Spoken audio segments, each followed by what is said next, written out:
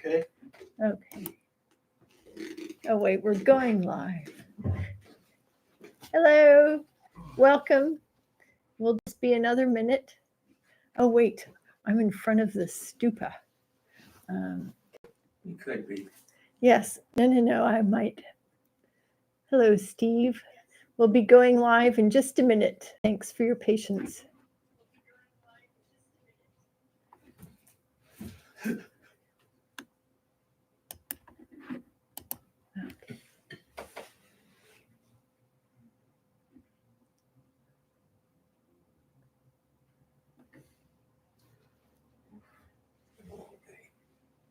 Oh, I can see Tony's knee. Remind me, I was still feeling the call.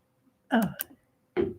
Hello, everyone, and welcome to the Tibet Center, Kunchub Tardu Lane, a Buddhist meditation and study center located in New York City and northern New Jersey.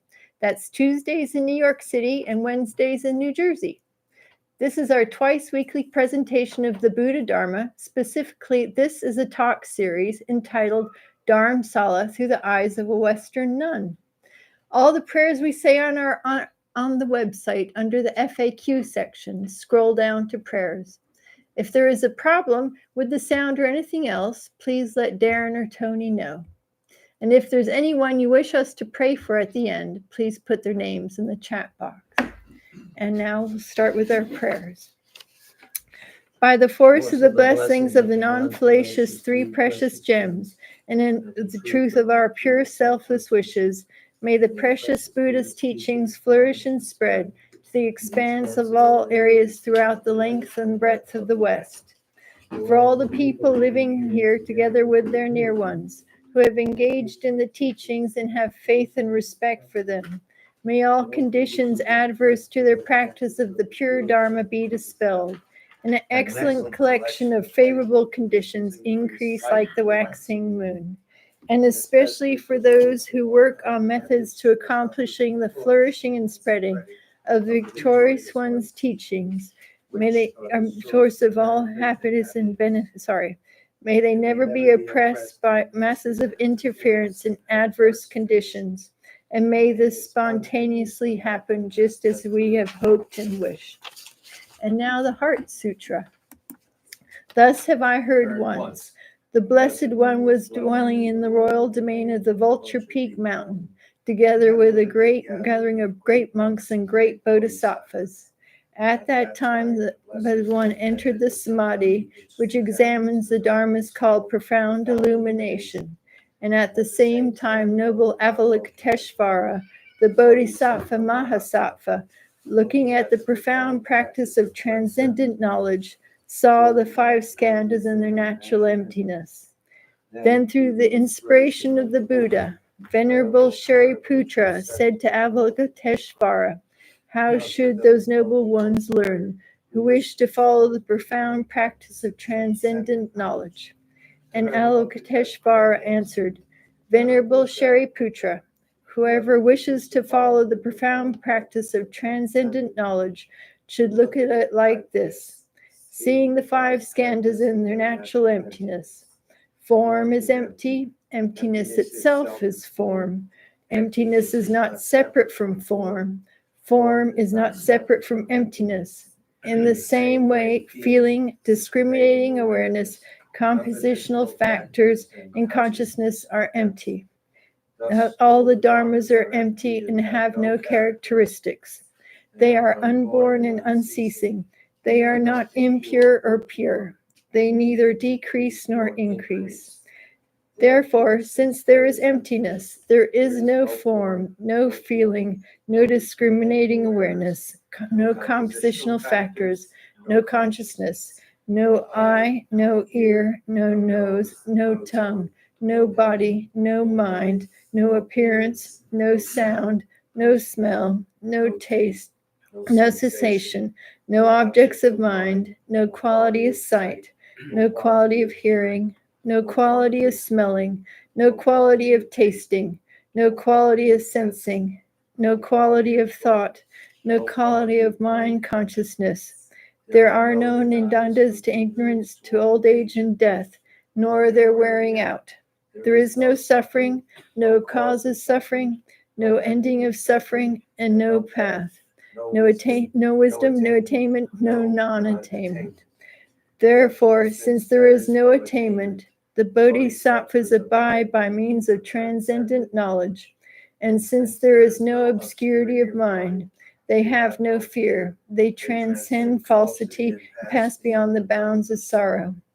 All the Buddhas who are dwelling in the past, present, and future by means of transcendent knowledge, fully clearly awakened to the unsurpassed true complete enlightenment. Therefore, the mantra of transcendent knowledge, the mantra of deep insight, the unsurpassed mantra, the unequaled mantra, the mantra which calls all suffering, should be known as truth, for there is no deception. In transcendent knowledge, the mantra is proclaimed. Tayatam om gate gate para samgati bodhi soha. O Shariputra, this is how a bodhisattva mahasattva should learn the profound transcendent knowledge. Then the Blessed One arose from that samadhi and praised the bodhisattva mahasattva Avalokiteshvara, saying, Good, O son of noble family, profound transcendent knowledge should practice just as we have taught, and the Tathagatas will rejoice. When the Blessed One had said this, Shariputra and Avalokiteshvara, that whole gathering and the worlds with its gods, humans, asuras, and Gandharvas, their hearts full of joy, praised the words of the Blessed One. And now we will recite the refuge and bodhicitta prayer 3 times. With the wish to free all beings, I shall always go for refuge to the Buddha, Dharma, and Sangha until I reach full enlightenment. Inspired by wisdom and compassion, today in the Buddha's presence, I generate the mind intent on full awakening for the benefit of all sentient beings. As long as space endures, as long as sentient beings remain, until then may I too remain to dispel the miseries of the world. With a wish to free all beings, I shall always go for refuge to the Buddha, Dharma, and Sangha until I reach full enlightenment. Inspired with compassion, today in the Buddha's presence, I generate the mind intent on full awakening for the benefit of all sentient beings.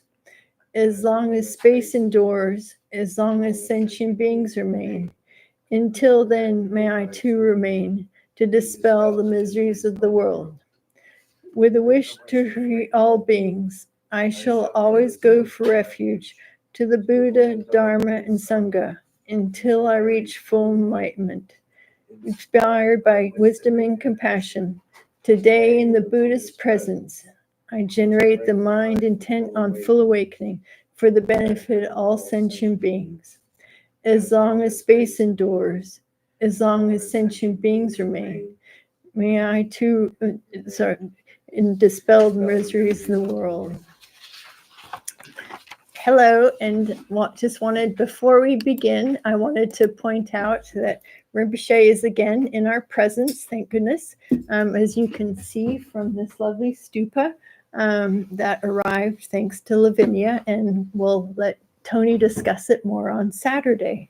But it is very beautiful and even better in person, so we hope that you'll join us then. Anyway, so I will begin. Thanks so much for joining. Before I begin, I wanted to expand on 2 questions raised by Sherry last Tuesday. One was on the last verse of the Refuge and Bodhicitta prayer that we just recited. As long as space endures, as long as sentient beings remain, until then may I too remain to dispel the miseries of the world.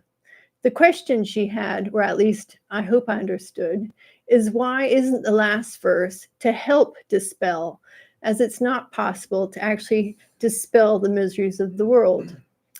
All of the translations I found were slightly different, but all incorporated the same idea. For example, one was, for that long may I abide and eliminate the sufferings of migratory beings. Another was, So long may I abide, destroying the sufferings of the world. And another, may I continue likewise to remain, to drive away the sorrows of the world. It's funny that I actually asked a similar question this year in school. In one class, we were covering the wisdom and dedication chapter of the Shantideva's Bodhisattva way of life. And this is verse 55 in the dedication chapter, the 10th chapter. I think the key here is in all the translations, they use the word may I. The Bodhisattva's vow or promise is to bring all sentient beings to the state of Buddhahood. But even Buddha could not do that. Some places didn't hear his teachings. Some sentient beings were not able to understand his teachings, etc. But the point is, he wanted to do this. He aspired to bring all sentient beings to a state without sorrow, sufferings, and miseries. So we should also aspire to do the same. The second question was the definition of jealousy. According to the Oxford Dictionary, it's the feeling or showing envy of someone or their achievements and advantages. I think we can also add their possessions. Opposite terms are admiring or praising. Other synonyms are resentment, feeling better, and covetousness. I can't even say that properly. Having to show a great desire to possess something belonging to someone else. Jealousy only occurs if you want something.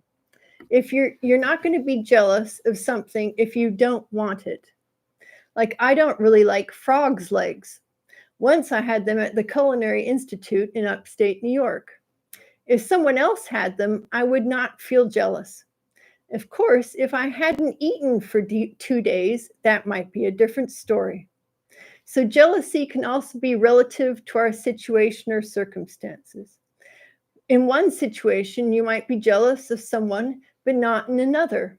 If it's not raining, I wouldn't be jealous of someone with an umbrella, but once the rain starts to fall, that would be another story. Recently, I was jealous of another nun as she was invited to important local teaching that I wasn't invited to. If I didn't want to go to the teaching in the first place, I would have not gotten jealous, but I did want to go. When she first told me she had been invited, I nearly said, "Why not me?"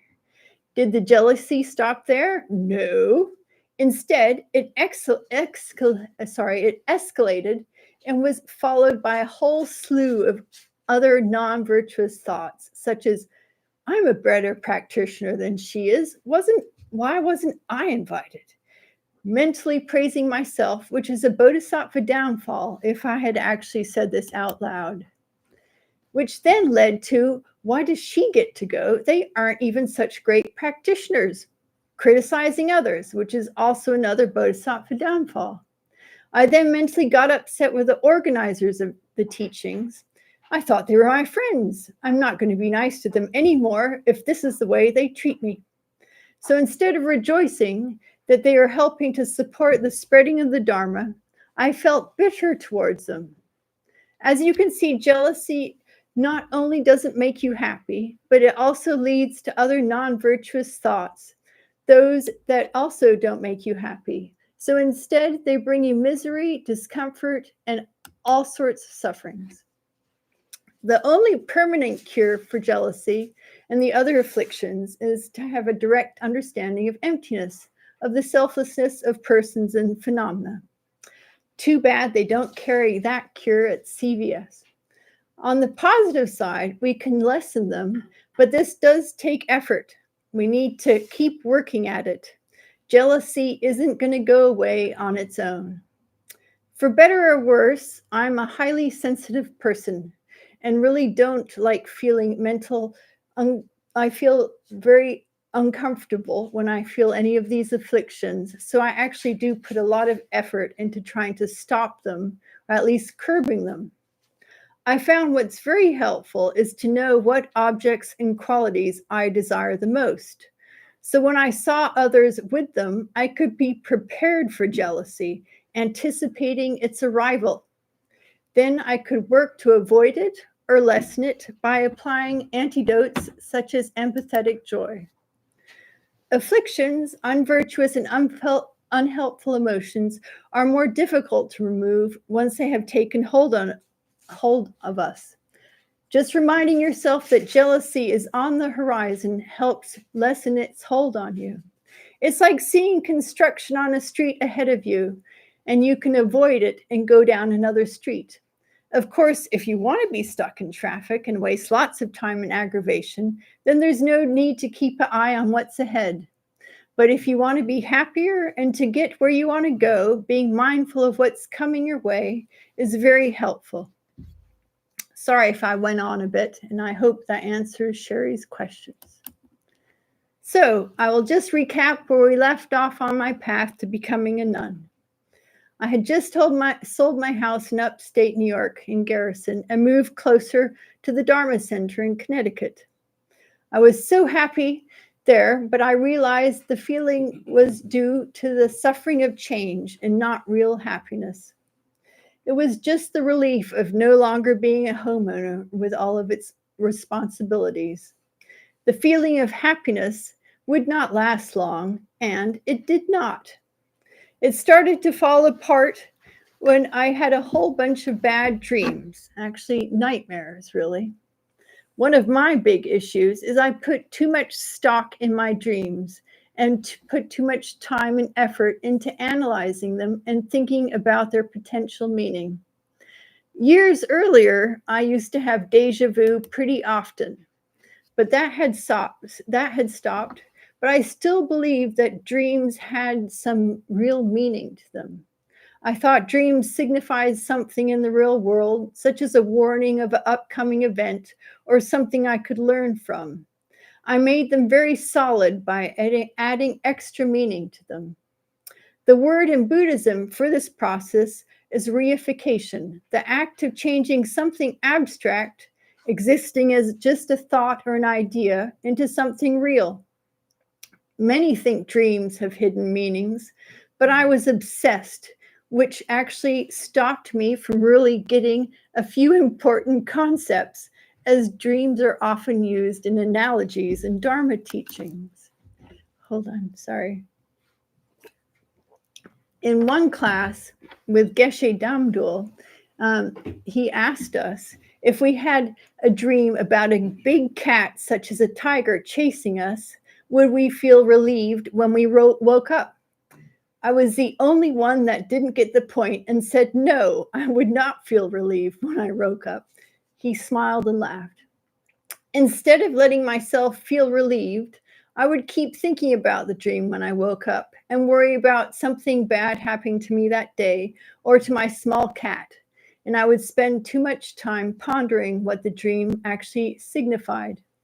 It sounds funny, but when Buddhist teachings compared the emptiness of phenomena to be like a dream, I also didn't get the point.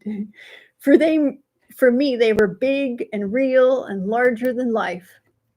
But lucky for me and for you, there are many other similes describing the nature of conditioned existence and phenomena. I'm sure all of you have heard many of these, but they sound so lovely and poetic, I will read them. In the case of the Diamond Sutra, dreams are included with other similes to show the impermanent nature of all phenomena. And here we go. So I say to you, this is how to contemplate our conditioned existence in this fleeting world, like a tiny drop of dew or a bubble floating in a stream, like a flash of lightning in a summer cloud or a flickering lamp, an illusion, a phantom, or a dream. So is all conditioned existence to be seen. Thus spoke the Buddha. In Nagarjuna's Bodhisattva's treatise on the great perfection of wisdom and other texts, the following similes are used to show the empty nature of phenomena, like the reflection of the moon in a still lake, a mirage, a magical illusion, an empty space, a rainbow, a shadow, an image, a mirror, an image in a mirror, an echo, a hallucination, an apparition, and the city of Gandharvas. I had to look that last one up.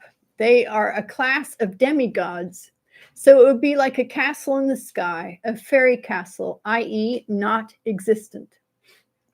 One reference mentioned adding the modern simile, hologram, to the list. I'm sure virtual reality also could be added, and probably movies and TV. Anyway, back to my run of bad dreams.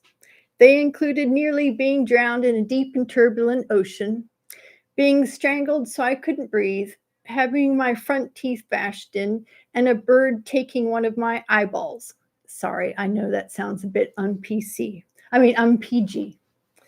As these scared me so much, I didn't spend much time trying to analyze them, but they stayed with me for days.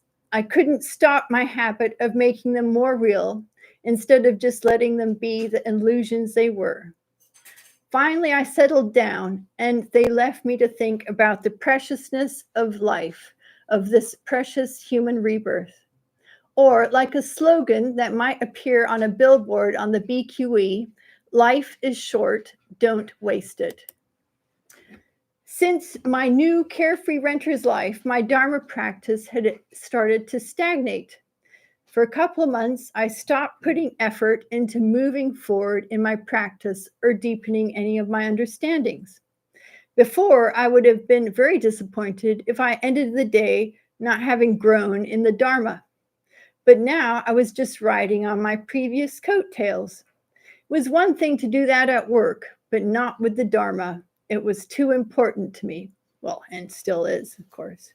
I didn't want to feel great regret later for not making the most of my time. I personally think regret is a very sad emotion. Even before becoming a Buddhist, it always made me feel a bit heartbroken if someone really regretted not doing something in their life. It's one thing if you do something and it doesn't work out, so you regret it. Hey, at least you tried. But to regret not having done something is such a shame. It's never too late until it is. I didn't realize that from a Buddhist perspective, regret is considered a great hindrance. In His Holiness the Dalai Lama's last teaching, he covered the great Nagajunas in praise of Dharmadhatu and made a point of fixing the typo in the translated text. Replacing desire with regret is one of the 5 obscurations to realization of clear light mind. It was verse 19. For mind's clear light, 5 obscurations managed to obscure it. Desire, which he replaced with regret, laziness and ill intent, and agitation too, as well as doubt. So to hell with regret. I decided to get unstuck from my complacent attitude, strengthen my Dharma practice, and get back in the swing of making progress on the path towards enlightenment. Having already taken the prerequisited refuge vows, I asked to take the Pratamoksha vows, or personal liberation vows. I'm not sure how many of you have taken these, but just in case, they are: abstain from killing any living being, stealing, sexual misconduct, lying, and taking intoxicants. I more or less was doing all of these already, so it seemed like a natural thing to do. I didn't want to break the vows, so I gave some thought to if I could keep them for the rest of my life. So I went through a whole list of things that might happen that would be difficult for me. Not killing ants in my house might be an issue if there was an infestation, so I would need to keep special care of keeping my kitchen clean. Check. Stealing. I had stopped taking pens from work, but that left reading free PDFs of books under copyright, something I could easily remedy with my new ebook account. Check. Sexual misconduct. I was never one for married men or stealing other people's partners. Check. Intoxicants. I was down to just 1 glass of wine once in a while, so I didn't see that as a problem. Check. Lying. Not so simple. I could easily say I wouldn't lie at home. The times that I did were only because I didn't want to hurt someone's feelings. Oh, do you like my new wonderful thingamajiggy that I worked so hard for 10 years to get? Oh, did you really like the meal I spent hours preparing? I was fine with those kinds of white lies. Check. But at work, it was another story. Are you working on that project I asked you to finish next week? Did you thoroughly test that new feature for options rollover? These would be harder. I had to draw the line for this one because otherwise I would be working 24/7. My idea of thorough testing and someone else's was different. I'm a very detail-oriented person, already worked very hard in late hours. I decided that I would leave it at trying my hardest. But I was still concerned about this one, so I asked our Geshe. He said not to worry and just use your level-headed discretion. So check for refraining from lying. And now to check the motivation. Very important. It's important to make sure you're able to do something, but equally important is the motivation.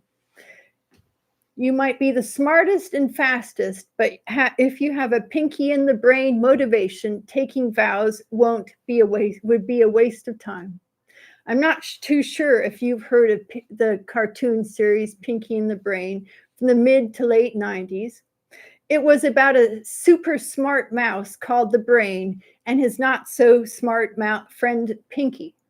Each episode began with Pinky asking the Brain, "What should we do tonight?" And the Brain would respond, "The same thing we do every night, try to take over the world."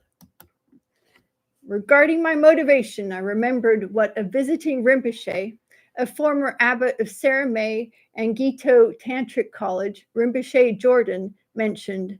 It's important not to make the Dharma path into a career path. I took that to mean don't just be motivated to achieve things just for the sake of moving up the corporate Dharma ladder, so to speak. There was also the bad motivation of doing it to show off to others, using it as a way to increase your pride. Well, I have refuge and Pradamoksha vows, plus I have such and such number of tantric empowerments. What about you? i.e., I'm better than you. Obviously, I'm not a Buddha yet, but I did try to have a bodhicitta aspiration, taking the vows with the motivation to become enlightened for the sake of all beings. I had mustered up a contrived or wishing bodhicitta-like thought, wishing that one day I could do things such as taking vows, not for myself, but for the benefit of all sentient beings.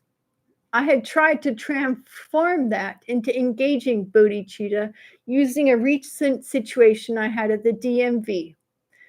For those of you who are new, contrived or wishing bodhicitta is when you have the wish to become a Buddha for the sake of all sentient beings. The wish to become enlightened, to benefit and help others, instead of just doing it to make yourself happy. Sorry. And then engaging bodhicitta is when you don't just wish to do that for the benefit of others, but actually do it. You actually work to become a Buddha for the sake of all beings. One of the geshes in my class in Dharamsala compared it to wishing to go to South Orange, New Jersey, and actually getting on the train and going to South Orange, New Jersey. He actually used Delhi and not South Orange, but hopefully now on Wednesday evenings, you might change your contrived wish to go to class in person to engaging in class attendance. Another way, Anyway, on my way to the DMV story, which is a little sadder and I might cry, so don't be surprised. It was shortly after the tragic murder of George Floyd by officers in Minneapolis in May 2020. COVID was still very big and scary then. I had been in Connecticut for over the allotted time before I had to switch license plates. Luckily, they extended the deadline due to COVID. So off I went to the DMV. I was directed where to park by an African American DMV employee who was not wearing a mask. I saw him get quite close to drivers behind me who were asking him questions. On my way to the office, I went closer to him and said he should wear a mask as he might get COVID. He said, "I don't care if I die." I got a sense that he really meant it. As I started to turn away, I cried hard. I turned back and yelled at him like a drill sergeant with tears streaming down my face. I forget what I yelled exactly, but it was along the lines of, "I don't like what I'm hearing. I don't want to hear you ever say that again." And he took it as intended and smiled and promised not to. It was a real connection. Sorry. Later, I saw him so happy, talking to friends and smiling. When I left, I reinforced the idea, threatening to come back if he felt that way again. And he agreed. This still remains the happiest day of my life. I felt really that I helped someone and for a brief moment left that dual nature caused by my self-cherishing and self-grasping mind. And also, I use that feeling of joy, although I looked sad, but actually at the time, looking back, I was very happy. I use that feeling of joy to encourage my engaging bodhicitta motivation. On the whole, we don't do things voluntarily unless they make us happy. Helping this person really made me happy. It made me want to help others. Of course, helping others isn't always so dramatic and obvious. There are many times when our interactions with others help them in many ways, but it's not so obvious or immediate. In some cases, such as hearing the Dharma, the effects sometimes don't ripen until future lifetimes. I am sure Tony and Venerable Geshe Nikki have helped a multitude of people in the most important way in the Dharma path, which is long-lasting help spanning over lifetimes. So thank you, Tony, and thanks to all our teachers who have helped us on the Dharma path. I'm sure all of us have helped other people in their lives as well as in their Dharma path. It might not be evident right away, but that doesn't mean we didn't help. Don't get disheartened, but have faith and rejoice. Then let that resultant warm, fuzzy feeling help inspire you to do more. Recently, I thought I had helped someone on their path and was happy about that. Then they did something that made me think that I had just wasted a lot of time and energy for no reason, and I got upset. I even started questioning the path and such. It's important to have faith like His Holiness the Dalai Lama and remain optimistic. It's important to keep that warm, fuzzy feeling going. I felt my new motivation to take the vows was okay, so I did take them. Sorry, I got off the little path about taking the Pratimoksha vows, but we're back on it. Although I took them, it doesn't mean that later they didn't get tainted by a slight poisonous affliction called pride. If someone asked me if I had taken the vows, a slight smug feeling in me sometimes arose. We are not perfect, so our actions are not perfect. In one class, Geshe Lakdor from the library mentioned how people get the wrong idea about practicing Dharma, what it means. Many think it's about doing holy things like praying, reciting mantras, doing prostrations, enduring koras or circumambulations around holy objects or sites. That's walking in a clockwise direction around a holy site or an object as a form of devotion. He said instead of just walking around the Kora path, looking all holy, we would, if we wanted to really practice the Dharma, we would clean up the poop on the path so other people wouldn't step on it. So there's a path around the library building, as it's a museum with many Buddhist statues as well as many Dharma books inside. One day I saw some poop on the path, and his talk inspired me to move it to the side with a branch so people wouldn't step on it. Not a bad motivation. Then the thought came to me, I hope someone saw me do that good deed. Maybe Geshe Laktor saw me. Bzzz, wrong motivation. My good deed was now tainted with attachment to praise. All I could think to not be bummed out was at least my initial motivation wasn't praise. I still enjoy doing choras and try to set a good motivation when I do them. But now I've taken out the poop part just because there's so many stray dogs in Dharamsala and I would never finish the chora. Anyway, during this visit, I'm staying here in the Murray Hill in New York City in Murray Hill area, and there are quite a few small meditation centers. There's one Zen center close to me that has a Buddhist statue in the window, so I circumambulate around that. Luckily, in New York City, there aren't many stray dogs, so there's no poop on that Kora path. So during the Pradamoksha vow ceremony, the Geshe reminded me to say prayers before I ate or drank anything. I found this very hard to remember. I would get very aggravated with myself each time I forgot, which is not the right thing to do. Grasping myself as being inherently bad and mentally scolding myself, beating myself up, and not liking myself because of it. It was a great relief to hear that there's no concept in Tibetan for self-hatred.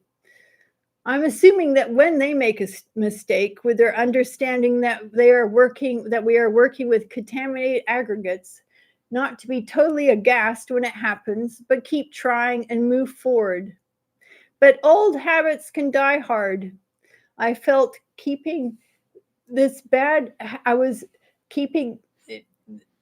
I started to feel really bad and actually started to not like the vows I took. Eek! I started to not like the Dharma. Emergency lights flashing, time to hit the brakes.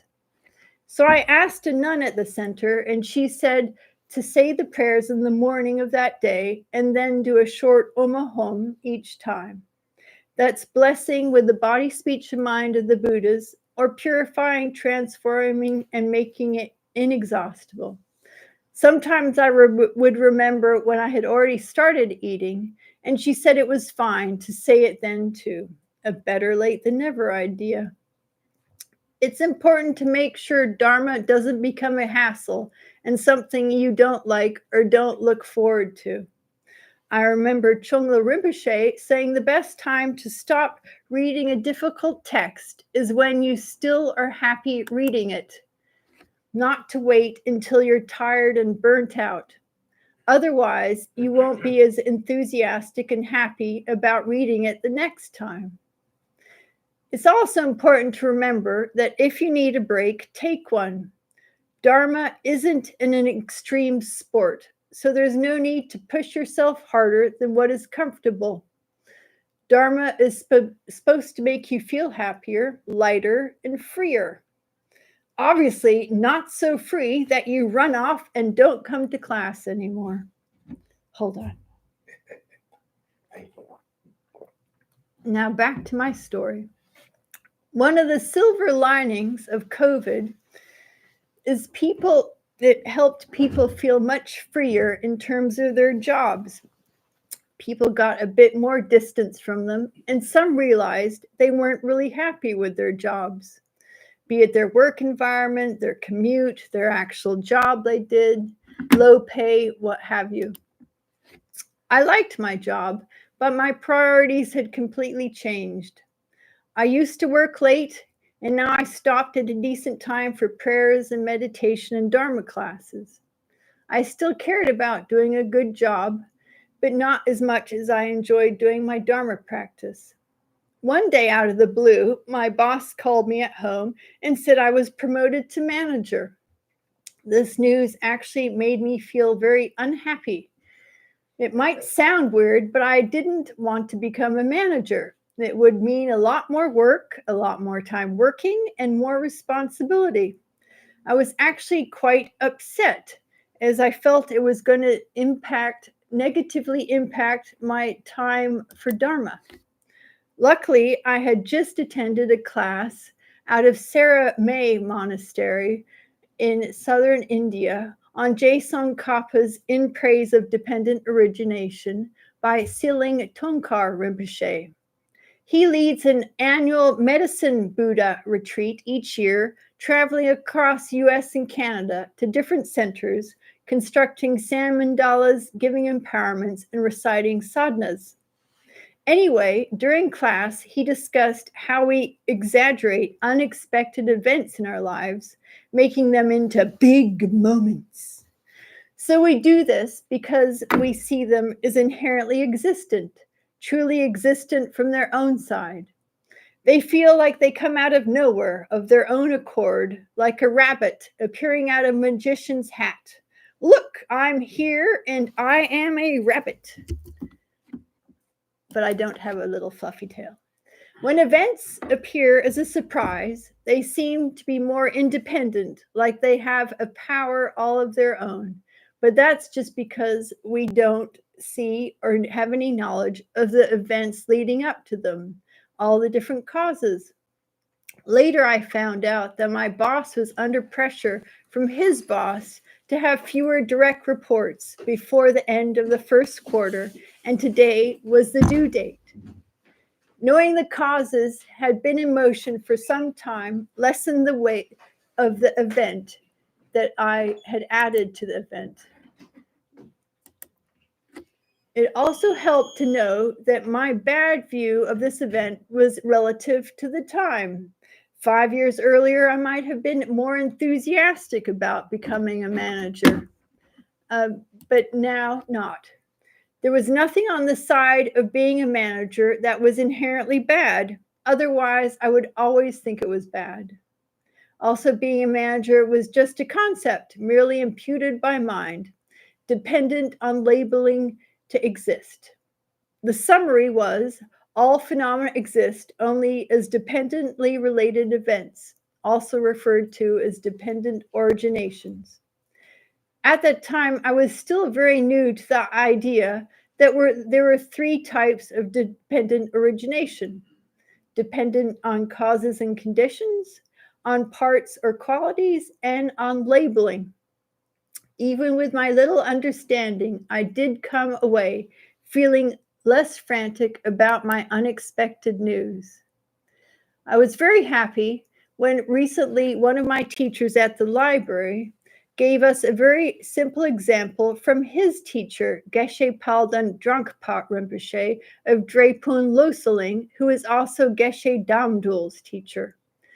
To explain the three types of dependent origination, he used big red apple. Apple shows dependence on causes and conditions, like the well-known seed and sprout example. The apple depends on the tree, which grew from a seed and needed conditions such as rain, honey, honeybees. Did you know that, sorry, I have to add this part because it's so interesting. Did you know that 90% of apple orchards in the US are pollinated by honeybees? Anyway, the trees need many conditions. Besides honeybees, they need rain and sun. And so that's very important. Anyway, so big was an example of dependence on parts or qualities. You have big, small, near, far, thin, fat, here, there. And red exists because of our mental labeling. Although my big bad promotion was only a dependent rising, the fact that I had made it into a big negative event made me think about joining the many people who ended up quitting their jobs during the pandemic and joined the era called the Great Resignation. It became clear that my Dharma practice had mentally moved up on my life's priority list, but I was still physically dragging behind. I desperately wanted to better align my inner and outer worlds. Geshe Lakdor had suggested going to school at the library where he was director, or is still the director. I had enough money saved that I could go to move to India and not work. I could immerse myself in Buddhism and who knows, maybe become a nun. Becoming a nun had been on the back of my mind for some time and was now starting to move forward. I knew that Capricorn goat in me. If I started something I wanted to do, I would see it through until the end, and becoming a nun seemed to be a natural part of that. I heard about a nunnery for Westerners called Thosameling in Dharamsala, India. Western nuns of any Tibetan Buddhist lineage can go there and live. Nyingma, Kagyu, Sakya, and Geluk, that's us. So I contacted them. Like most other centers in India, they depended completely on money from in-person retreats, not something that was happening during the pandemic. They didn't have anything online, and most of the nuns had left India due to the pandemic and couldn't yet return. So long story short, they needed money. So I made donations through the pandemic. Sorry. So now I bet you're saying, oh, you were so generous. But that was not quite the case. Of course, it was good that I donated, as the nunnery would have not survived, and it would have been a shame if it had to close its doors. But it was mixed with a selfish motive. Part of me figured if I donated money, then they would let me live there and be nice to me when I arrived and help me to become a nun. I hadn't given with such an ulterior motive ever. I guess because it was Dharma related at the time, I thought it was okay. It's kind of like when I was reading a sadhana. If my mind wandered to pizza, I would quickly label that as bad and stop. But if my mind wandered to the four immeasurable thoughts, it was okay, and I didn't always stop it. But distraction is distraction, no matter how you dress it up. And so the same goes with tainted motivations. On my behalf, I would like to add that it's very hard to give completely without strings or without hoping for something in return, even if it's just a thank you. I was brought up that it's polite to say thank you if someone gives you something or if someone does something nice for you. My parents come from middle-class England and are very polite people. Nothing outrageous, just little things like standing up for old people and pregnant women on the subway, moving over a bit so someone else can sit down, saying bless you when someone sneezes, not talking loudly at movie theaters as other people want to listen. So probably the problem was that at some point I started to take those things a bit too seriously and got upset with people if they didn't do them. I had become the politeness police, and boy, did I have a heyday on my commute. Heaven forbid if someone spoke loudly in a quiet car on my commute. My death rays would come out and I would glare away.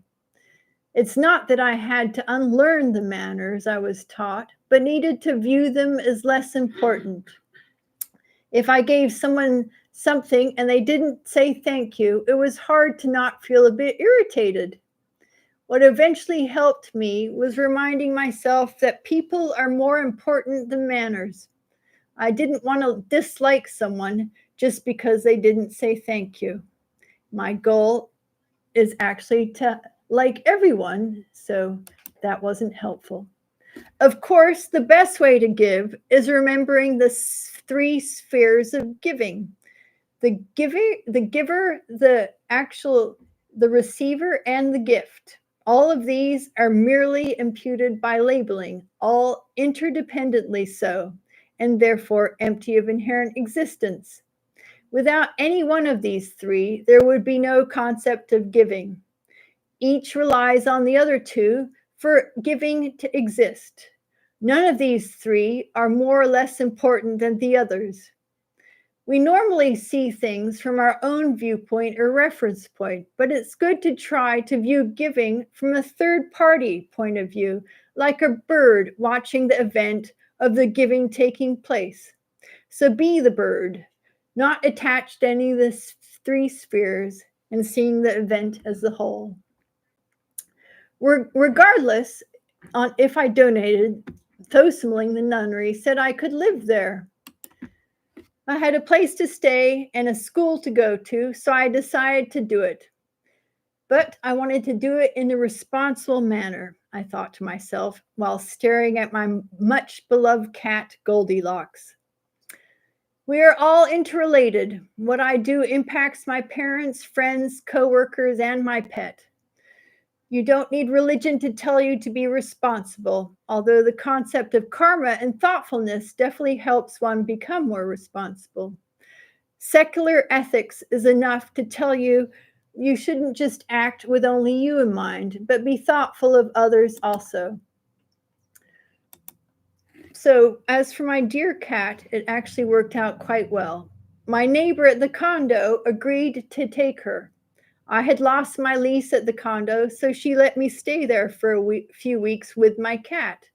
This way, my cat, Goldilocks, could get used to her new home and her new cat sister while I was still there. And I also left money in case of vet expenses. I knew my parents were hit hard by my news, as I'm an only child. Luckily, they are very open people, being artistic types, and want me to be happy. I decided to stay close to them for a few months before I left for India to soften the blow. I had lost my lease anyway, so it was no harm to me. And I gave my job their required 3 months' notice. I donated most of my things, leaving a few boxes at my parents' basement. And off I went, eventually to become a happy renunciate. Yay! Yay.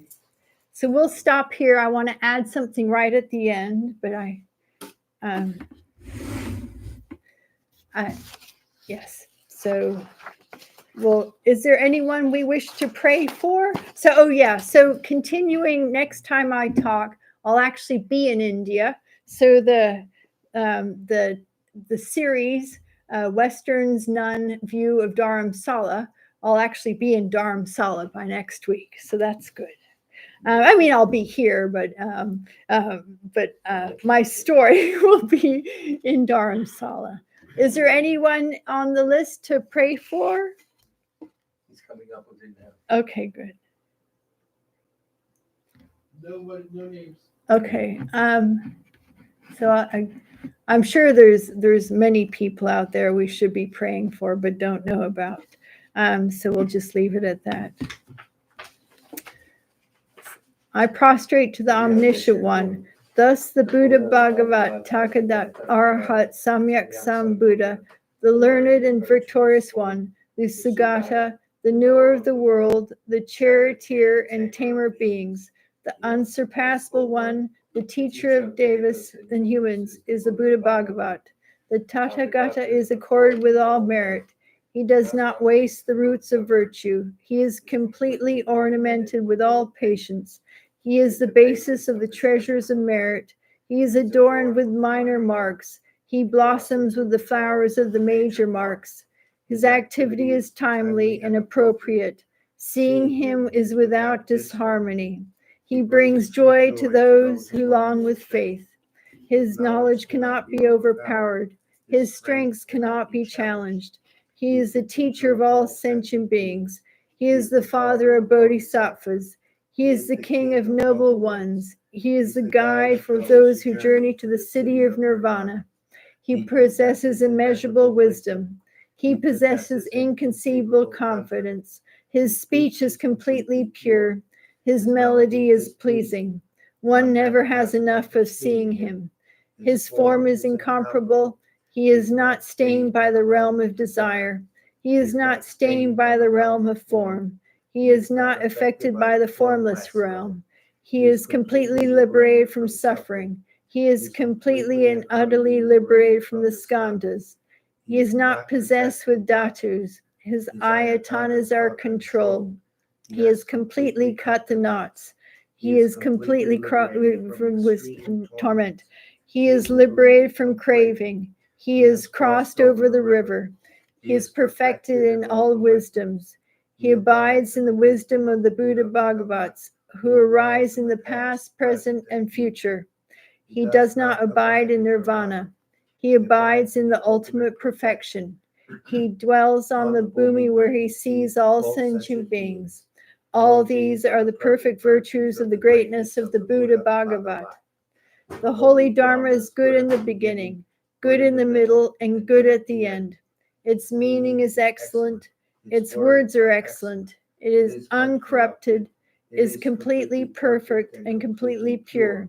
It completely purifies. The Bhagavat teaches the Dharma well. It brings complete vision. It is free from sickness. It is always timely. It directs one further. Seeing it fulfills one's purpose. It brings discriminating insight for the wise. The Dharma which is taught by the Bhagavat is revealed properly in the Vinaya. It is renunciation. It causes one to arrive at perfect enlightenment. It is without contradiction. It is pithy. It is trustworthy and puts an end to the journey. As for the Sangha of the great Yana, they enter completely. They enter insightfully. They enter straightforwardly. They enter harmoniously. They are worthy of veneration with joined palms. They are worthy of great prostrations. They are a field of glorious merit. They are completely capable of receiving all gifts. They are an object of generosity. They are a great object of complete generosity.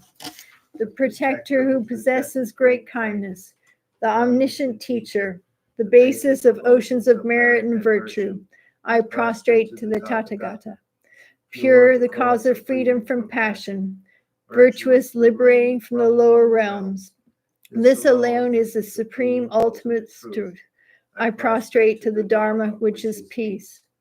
Having been liberated, they show the path to liberation. They are fully dedicated to the disciplines. They are a holy field of merit and possess virtue. I prostrate to the Sangha. I prostrate to the Buddha, the leader. I prostrate to the Dharma, the protector. I prostrate to the Sangha, the community. I prostrate respectfully and always to these three. The Buddha's virtues are inconceivable. The Dharma's virtues are inconceivable. The Sangha's virtues are inconceivable. In faith in these inconceivables, therefore the fruitions are inconceivable. May they be one in a pearl. And now, before we sign off, I just wanted to add that so far I have been copying Tony's Big Love to All, but it's time that I branch off. Yeah. So I'm going to try a couple of them, and then maybe in a couple of weeks we can vote on which ones. So I thought, wishing you all light, love, and happiness. Another one I thought was good night, all you dakas and dakinis. That's all you sky dancers and helpers of the Dharma. So I'm not too sure if we like any of those. I don't. So I guess we'll vote later. We can also still stick with big love to all. And I'm sorry to be ending a minute early. Yeah, that's okay. Next class, I'm sorry, is going to be in New York City, and I will be teaching that. And that will be on Tuesday. But this Saturday is the White Tara, and so we look forward to seeing you there, and you'll be able to look at the lovely stupa in person. So again, my apologies. Thanks for joining. Good night, all you dakas and dakinis out there.